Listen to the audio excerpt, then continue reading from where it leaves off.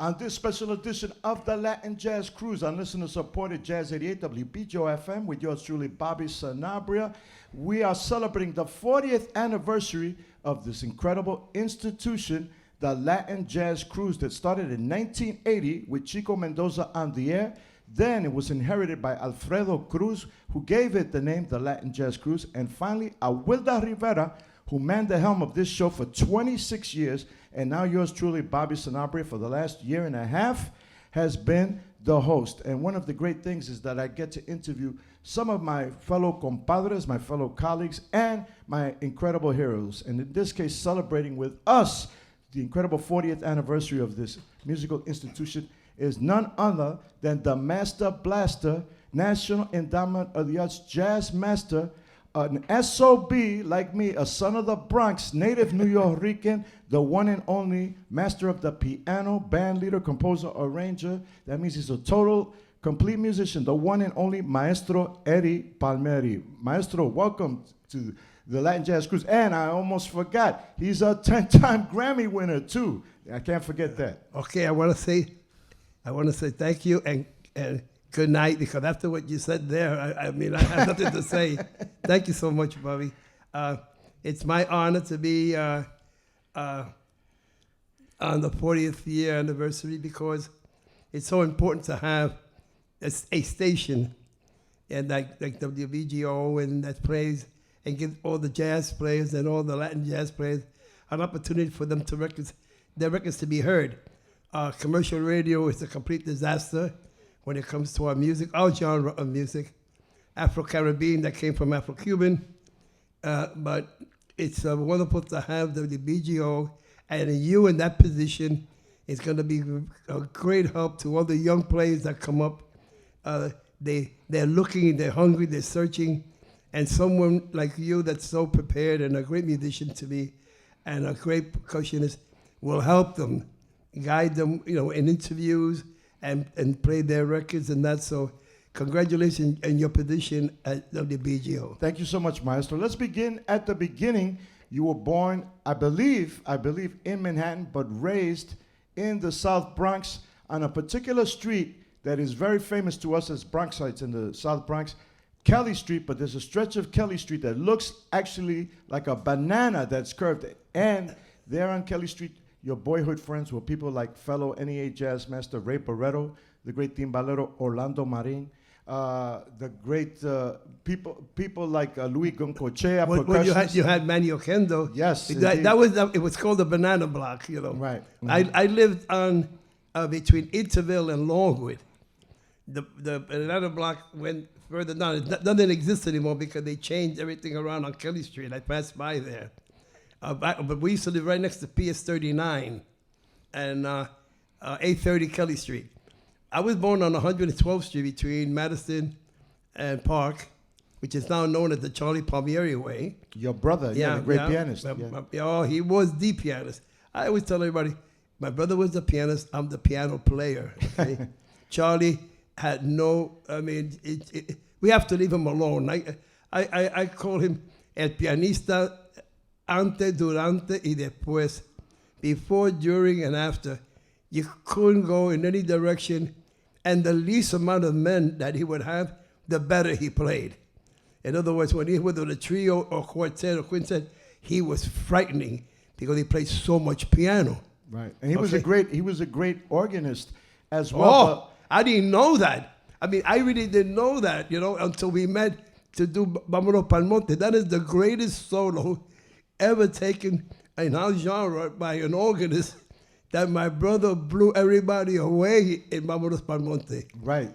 That album, I remember when I was a young man growing up in the South Bronx, and you duetted with your brother. You were on Fender Rhodes electric piano, and he was on the organ. Just amazing. Yeah. The late, great Charlie Palmieri, who we dedicate this show to because he just recently had a birthday. So, yeah. Maestro Charlie Palmieri, may you rest in power and peace. On the 21st, he would have been 93 years old. That's right. My brother died 60 years young.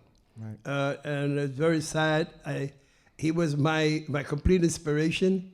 I recorded with him. I used to play clave on his recordings. Mm-hmm. And he was everything to me. I imitate his I imitated the style of his attack on the piano. Not as the pianist, because, you know, you had to leave that alone. And then I played timbales for 2 years, which I wanted to, you know, Tito Puente was my mentor. Wow. So I wanted to play timbales, you know. And then every time I would, you know, then my mother, because that's called superiority of women, she bought me a metal case that weighed more than 2 or 3 timbales in there. And then my uncle Chino, the group was called El Chino y su Alma Tropical. My other uncle played conga. We had Miro on the tres, who played with the Taonel in Puerto Rico. Marolí que cantaba. And then we had, when había más dinero, Nicolás en el bajo. And then el bongocero Roberto and me on timbales, okay? So now my uncle will come and blow the horn. Okay, Eddie, let's go to the gig. And when I'm going to pick up that case, my mother would tell, Eduardo, ¿tú no ves qué lindo se ve tu hermano cuando él sale a trabajar y él no tiene que agarrar un instrumento? Eddie, don't you see how beautiful your brother looks when he goes to work and he doesn't have to carry an instrument? When will you learn? And I'm picking up the case. I'm learning more. And after 3 years, I made a deal with my uncle. He called me a few. I gave him the timbales. The bongocero Roberto stopped playing timbales. And then I went, like my brother told me, you've got to start playing with bands. And my brother would recommend me to. I first started with Eddie Forrester. Then after that, then my brother recommended me to Vicentico Valdez Orchestra, which is where I learned. The great vocalist from Cuba. Because of the percussionist, Manny Oquendo. He made it his business to bring me 2578s. And I studied that to this day. And then... We're talking about Manny Oquendo, the great percussionist. Yeah, right. He lived on Kelly Street. I saw it. And then... The founder of Conjunto Libre, or Libre, with Andy Gonzalez. Yeah, later on, right. But then my brother recommended me to Tito Rodriguez, and I did 2 years with Tito, and I recorded with Tito live at the Palladium. Right. And we went, and we did driving. We went, our first gig I had with him in 58, we drove to Houston, Fort Worth, and San Antonio. Wow. Driving. I know Route 66, man. Then we came back, and then we drove to Vegas, did a month in Vegas, and then we went to California, and then we drove also to Miami, Florida. We stood there 4 months in a place called the Balmoral. I was there when Fidel Castro came in on the eve of 1959, and he came in. I was in Julio Andino's car, the bass player. He had a beautiful Oldsmobile, red convertible, and there we heard Al Carnaval de Oriente me voy. Oh, at donde voy. Oh, and I said, oh man, it's gonna be great. Now I could go to Cuba, and then who knew that he changed the doctrine? And when he changed the doctrine, it cut the umbilical cord of information we were getting from Cuba. Right. Because the Puerto Rican was the only one here that was able to comprehend what was coming from Cuba, and now that umbilical cord was cut, and then other things came in like the boogaloo and things like that, and right. And there was a step. Not anything against anything, you know. You can't go against what the young, the young kids want to hear, but because it was in English, and it was harmonically, and a giant step backwards to where the music had been going. Maestro Palmieri is talking about Latin Boogaloo that came in around 65, 66, which was a combination of R&B with Cuban son montuno and Guajira, English lyrics. The first Latin Boogaloo tune in terms of roots, because nothing is born in a vacuum, is Watermelon Man by Mongo Santa Maria. Right. It's really by Herbie Hancock, interpreted by Mongo, but then Looky Looky by Ricardo Rey and Bobby Cruz. But you were talking about one of your mentors, Maestro Tito Puente, who reigned supreme as a composer, arranger, percussionist, band leader, et cetera, et cetera. And we're going to do one of Maestro Puente's famous songs. It's only one chord, but what Maestro Puente could do with one chord and what Maestro Palmieri does, and I have the privilege, we've been talking about this for many years, of playing in a trio format. So you're going to hear myself on drums, Lucas Curtis on the bass, and Maestro Eddie Palmieri on Tito Puente's Picadillo, which means shredded Cuban beef steak. and rice.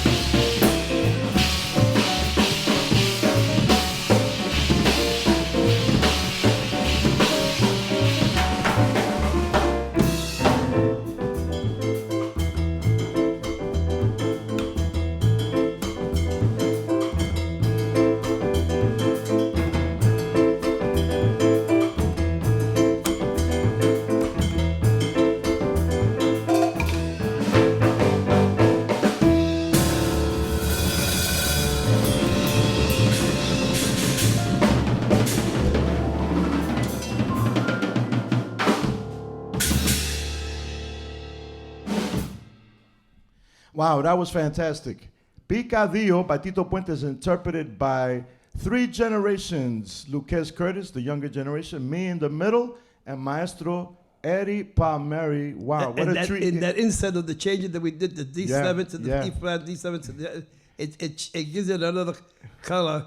And then we recorded it when I recorded the album with Tito. When we recorded that album with Tito, he was very ill.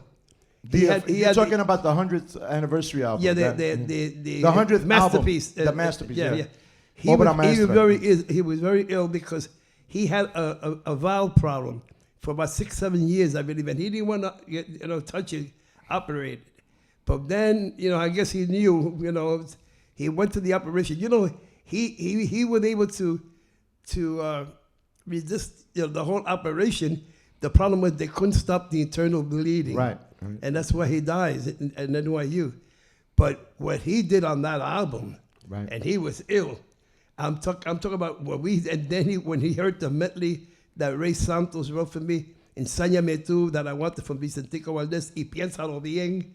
And Tito, when he heard it, he goes, wow, Eddie. And now he's playing vibes, but without the vibes there. He's hearing the tape that we did. So he said, I want a solo on that. And I put him to do the solo. Right. And then we did Itutu Ache. And then he blew that. I mean, it was just an incredible, and we did his Picadillo again. Right. Right. And we miss him dearly. He was one of a kind, a genius that came to visit us. Never we seen someone like him, and never will again. Yeah, and there was 2 bands that were my favorite, was him, naturally, and Tito Rodriguez, that was very typical and had a great rhythm section of Monchito Muñoz, Ray Romero, and Chonguito. Chonguito, it was, nobody knew about him because after 1959, he went back to Cuba. You're talking about Chonguito Vicente Valdés, the conga player, that was with Tito Rodriguez. With Tito Rodriguez, not Changuito, but Chonguito. Right. We never saw him again. Right. He wanted to make una promesa for his mother, right. A promise to his mother, and he never came back. If he did, I don't know but I never saw him again. But he can play some conga. Oh, yeah. That rhythm section. And then Tito Puente's rhythm section with my brother on the piano, Pacho on bass. Then you had Tito, Manny Oquendo, and Mongo. Oh, right. I mean, give me a break. and then after Mongo left and Manny left, then you got Willie Bobo in the bongo chair. Mongo stayed. Ray Barreto came in for a while there. Yeah. And then after that, Mongo and Willie leave to go to California with Cal Jader, and Ray Barreto steps in to play congas, and Johnny Pacheco plays bongo after Monchito Muñoz records the Dance Mania album on bongo. Yeah, when Cal Jader came to New York, he saw the possibilities of Latin jazz. Yeah. And now he takes Mongo and Willie Bobo with him, and they created a history at the Black Hawk with Fantasy Records, whatever. And that led Mongo to then start his own group, which was incredible. And Willie Bobo went on his own. So 3 bands came out of that meeting. Right. And we just heard you doing Picadillo, which you recorded with Cal Jader on an album called El Sonido Nuevo, the new sound.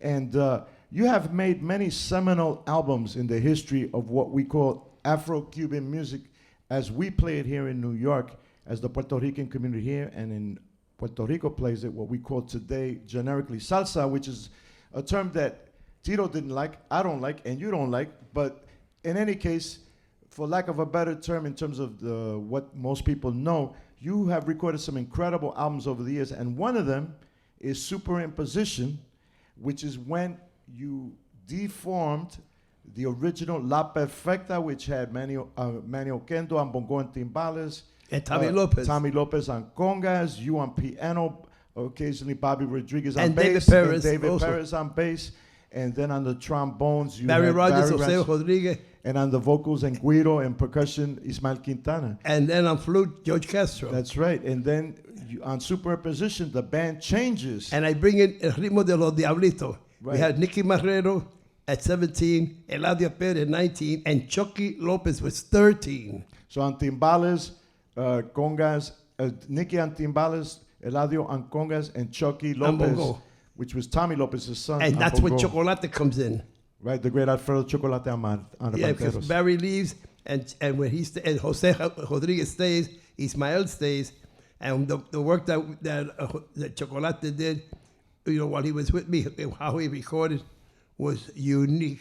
And Andy Gonzalez was on the bass. So we're gonna play for you now. Myself, Maestro Palmieri, and Luquez on the bass. We're gonna play for you one of the seminal songs from that album, which is Maestro Palmieri's composition, Helado de Chocolate or Chocolate Ice Cream.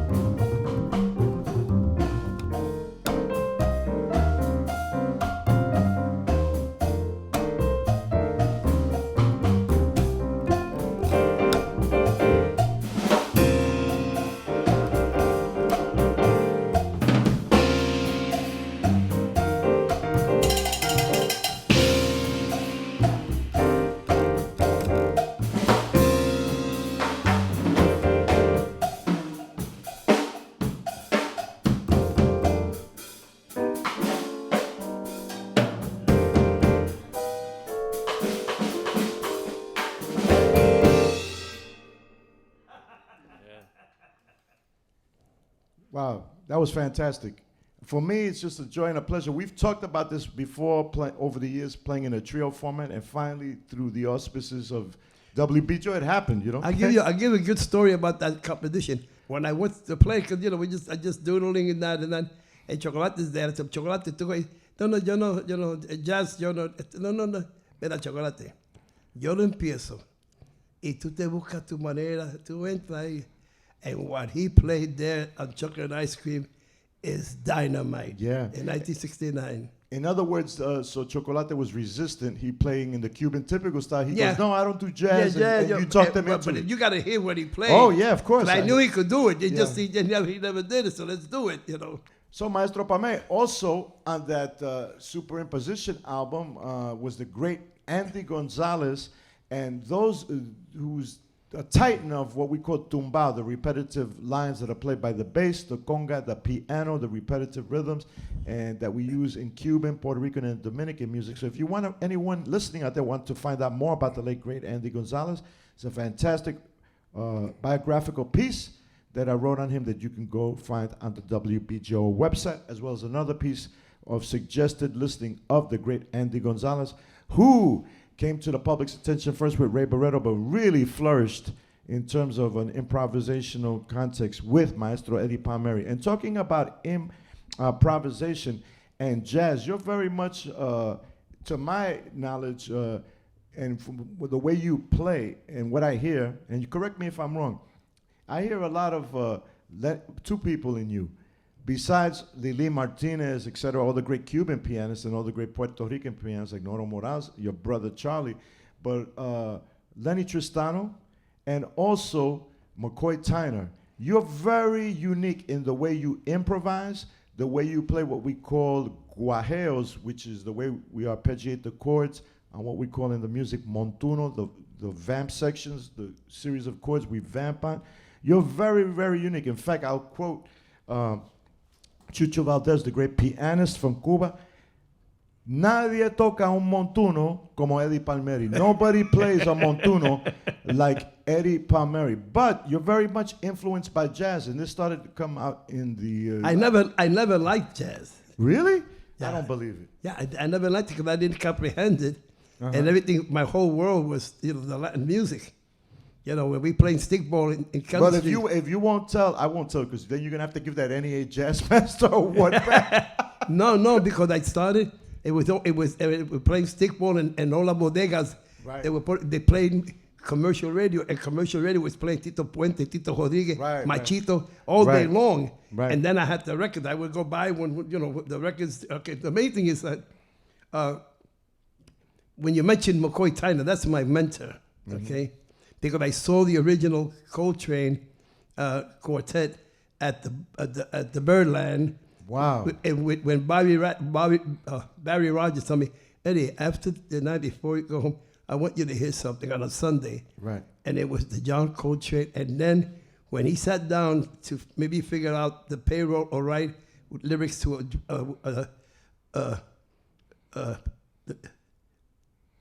when he did about Poti. I Love Supreme. I Love Supreme, yeah. Maybe he's writing lyrics for that, I don't know. He leaves McCoy Tyner taking a solo, Bobby. And that solo went for about between 15 to 20 minutes or more.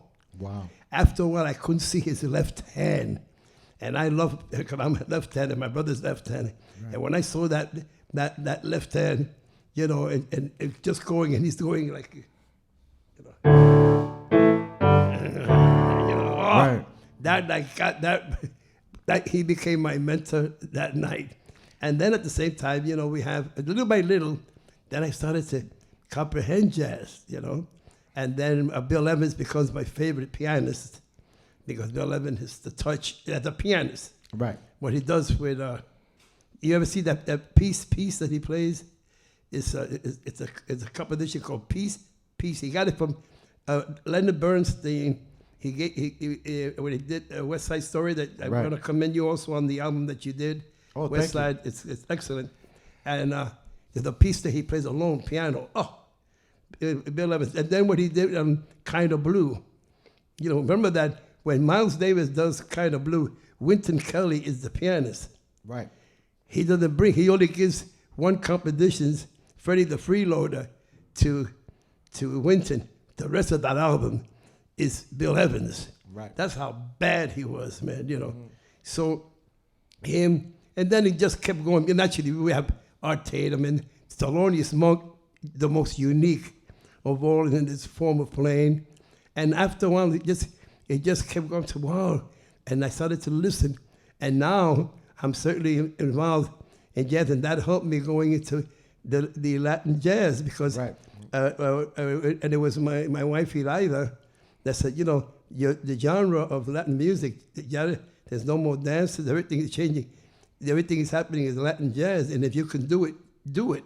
Right, right. And that's when we did the first album, Palmas. Right, and it was interesting to me because I know the whole trajectory of this incredible band that you formed, La Perfecta, in the 60s, but you treated the band like if it was a hard bop combo because you let the guys like Barry Rogers solo, George Castro, everybody. Yeah. The only difference was what happened was is, dancing. But you know what happened, dancing. Bobby? I never lost the essence of being the side man. Right. You know, there's all kinds of leaders. You know, so by not being a side man, there was always I never had an intimidating factor. Right. You know? Right. If I'm gonna hire, I want to hire the best. And I want to showcase them. Right, right. I mean, I saw that with Manny Oquendo, Tommy Lopez, and then Nicky Marrero, Andy Gonzalez. I think Andy, in my opinion, played the best he'd ever played when he played together with me, you know? Right, right. It was more in another genre, even though he made his band with Manny Oquendo. But what he did with me was just insane, you know? And the live album in Puerto Rico, right. that bass is all over the place, you know. Yeah. But it was Nicky Marrero who bought him. I didn't know who Andy was. No kidding. I didn't know him. And then it was Andy, and then he brings me Nelson Gonzalez. I didn't know who Nelson Gonzalez was. The tres either. player, yeah. And then he becomes, now I call him Cuerda Boricua. He's a great tercero. So anyway, the thing is, little by little, I got more into jazz. Right. My brother Charlie, he loved the jazz that he listened. And then if you listen to my brother's album, That Easy Does It, right, that he done in '57, that's frightening. You put that on, it's like, wow. Yeah, he sounds like Bud Powell and George. Yeah. Strait. And then, as a matter of fact, I put that on a trip, and Brian Lynch was in the band, because those are the ones, Palmas and all that was Brian Lynch, Donald Harrison, and Conrad. Right. And then he said, and Daphne Prieto was on that trip. Right. So I put it on, and he goes, is that Dr. Billy Taylor? You know? So I turned around to Brian. Oh, Mr. Jazz Boy, you don't know, I'm rubbing it. So the best one was Daphne. Said, yo no sé, I don't know, in Spanish, yo no sé quién es, pero el pianista tiene que ser latino, because my brother's going, ta-ta-ta, ta-ta-ta, ta-ta-ta, ta-ta-ta. Right. And when he plays Cheapest Creepers, right. That's insane what he does there.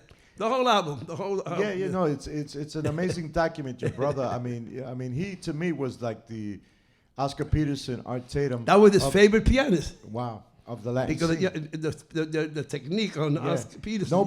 Nobody could play 4 octaves like your brother on piano. Yeah. Nobody. The only guy close is Michel Camilo. Yeah. Today, he's another great pianist. Talking about jazz, you recorded when you recorded La Onda Nueva with Cal Jader. You did an interesting tune called Resemblance in 3/4 time. If you listen to it, I know because I'm a drummer and I'm a student of the music, but the drummer, whoever was on it, plays a combination of waltz time, but also joropo from Venezuela. Wow. You know, so we're going to play that piece right now in trio format, whereas Maestro Palmieri played with Cal Jader back then, but we're going to play it in trio format. So this is Maestro Palmieri's composition in jazz waltz joropo time. And we'll see where it goes, entitled Resemblance.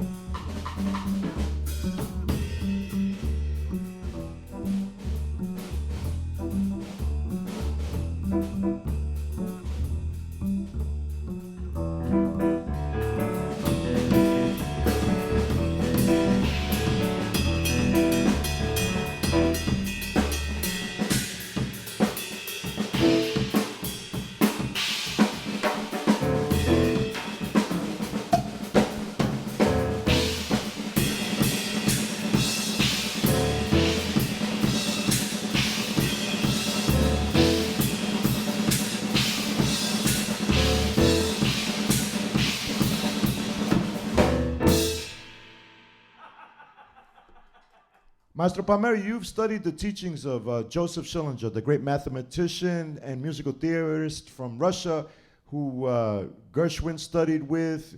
Quincy Jones studied his methods. And Andrea Pervin's uncle, Charles Pervin. Yeah, and Maestro Tito Puente also studied his methods. Tommy Dorsey, everybody studied with Yes. him at that time. And you studied with Bob Bianco, the great Bob Bianco was guitarist. the one that turned me on to Mr. Schillinger, and he helped me tremendously. And Bob Bianco caught me at a time that he's the one that took me to the world of jazz, by jazz chords, and I was with Bob for 25 years. Wow. We were friends. Right, You know, right. and I miss him dearly. An He unsung was hero. a great teacher. An unsung hero, tremendous guitarist. And then he played guitar, and then he played piano. He taught himself to play piano. He was a saloon singer. He would sing 65, 70 songs a night in the saloon. And then he also took me to the Henry George political science, and that's how I came up with competitions like La Libertad, Justicia, and so forth, when there were turmoil in the streets. So it was my Right. political statements, and then that led to Harlem River Drive later. Wow, fantastic. Well, we're going to play a tune called Whole Tone Blues by you, and then we're going to go into La Comparsa, which is Camagüeyano y Habaneros. right, people from Camagüey and La Habana. And what is a comparsa? It is the march, the procession that is done during carnival time in January and February in I love Cuba. it. I love it. Yeah, so we're going to do Whole Tone Blues to showcase some of Maestro Palmieri's teachings from Bob Bianco. And then we're going to go back down home, back to the roots, just to get down and funky with La Comparsa, the procession as it's done in Cuba. Maestro Palmieri, it's been an honor, a privilege, and a pleasure having you here celebrating with us WBGO's Latin Jazz Cruise 40th anniversary. All I can say is mucho H, much positive energy. Mucho to you. to you too also. Bobby, I wish you the very, very best. You are a great musician, a great percussionist. Again, I commend you on your album of West Side Story. Thank you. And I wish you the very best, and all your endeavors, in the future coming towards you. And I know you can handle them very well. You're brilliant of mind and a very exciting percussionist. Let's not let this be the last time we perform. No, this was together. this was the warm up. This was the audition. And let me also say that Lucas Curtis, who's been with you for many years, what an incredible bass player. Yeah. Equally as versed in jazz, pop music, funk, and of course Afro-Cuban music, Brazilian music. So without him, you know who loved the Christian McBride. oh yeah, You know them the young man. He knows them. yeah. Well, Christian comes right on after the Latin Jazz Cruise, so stay tuned for Jazz Night in America with Christian McBride. For the Latin Jazz Cruise and for Maestro Eddie Palmieri, my name is Bobby Sanabria. Buenas noches, good night, and we'll see you next week on the radio.